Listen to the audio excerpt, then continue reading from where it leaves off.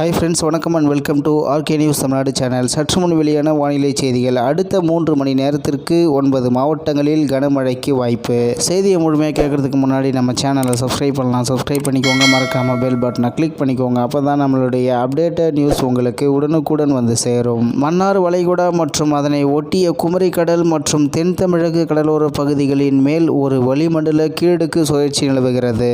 இதன் காரணமாக இன்று தமிழகத்தில் அநேக இடங்களிலும் புதுவை மற்றும் காரைக்கால் பகுதிகளிலும் இடி மின்னல் மற்றும் பலத்த காற்றுடன், அதாவது மணிக்கு 40 கிலோமீட்டர் முதல் 50 கிலோமீட்டர் வரை லேசானது முதல் மிதமான மழை பெய்யக்கூடும். கன்னியாகுமரி, திருநெல்வேலி, தூத்துக்குடி, தென்காசி மற்றும் தேனி மாவட்டங்களில் ஓரிரு இடங்களில் கன முதல் மிக கனமழையும், விருதுநகர், ராமநாதபுரம், சிவகங்கை, மதுரை, திண்டுக்கல், புதுக்கோட்டை, தஞ்சாவூர், திருவாரூர், நாகப்பட்டினம், மயிலாடுதுறை, திருப்பூர், கோயம்புத்தூர், நீலகிரி, ஈரோடு மாவட்டங்கள் மற்றும் காரைக்கால் பகுதிகளில் ஓரிரு இடங்களில் கனமழையும் பெய்ய வாய்ப்புள்ளது. இந்த நிலையில் தமிழகத்தில் அடுத்த 3 மணி நேரத்திற்கு 9 மாவட்டங்களில் மழைக்கு வாய்ப்பு உள்ளதாக சென்னை வானிலை ஆய்வு மையம் தெரிவித்துள்ளது. அதாவது ராமநாதபுரம், புதுக்கோட்டை, கடலூர், விழுப்புரம், சிவகங்கை, கரூர், சேலம், செங்கல்பட்டு மற்றும் காஞ்சிபுரம் உள்ளிட்ட 9 மாவட்டங்களில் அடுத்த 3 மணி நேரத்தில் மிதமான மழைக்கு வாய்ப்புள்ளதாக தெரிவிக்கப்பட்டுள்ளது. இதேபோன்று விருதுநகர், ராமநாதபுரம், சிவகங்கை, மதுரை, திண்டுக்கல், புதுக்கோட்டை, தஞ்சை, திருவாரூர், நாகை, மயிலாடுதுறை ஆகிய மாவட்டங்களிலும்,